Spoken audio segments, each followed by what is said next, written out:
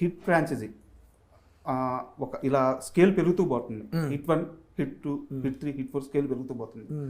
ఫైనల్గా ఎప్పుడైనా సరే ఇప్పుడు ఎవరైతే మనకి ఎన్టీఆర్ కానీ, రామ్ చరణ్ గారు కానీ, ప్రభాస్ గారు, అల్లు అర్జున్ గారు కానీ ఇలాంటి హీరోలు మన ఫ్రాంచైజీలోకి రావచ్చా? నేను ఎప్పుడు వై నాట్ అని ఆలోచించాను ప్రతిదీ. ఇవాళ హిట్ 2 తర్వాత నేను వై నాట్ అని ఆలోచించకపోతే హిట్ 3 లాంటి స్కేల్లో మనకు ప్రాజెక్ట్ రాదు.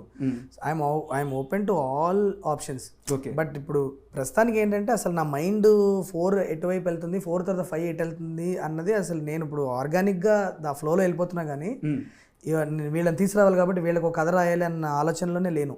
బట్ స్టోరీ డ్రైవ్ అయితే మాత్రం అబ్సల్యూట్లీ మనకి ఇప్పుడు ఆ రేంజ్ ఆఫ్ స్కేల్కి వెళ్తుంది. అలాంటి ఒక హీరో వస్తే నాకు అంత రీచ్, అలాంటి ఒక స్కేల్లో సినిమా తీయాలంటే definitely will approach those kind of stars. But అది ఎటు వెళ్తుంది అన్న క్లారిటీ అనేది at this point in time we don't have it. Okay.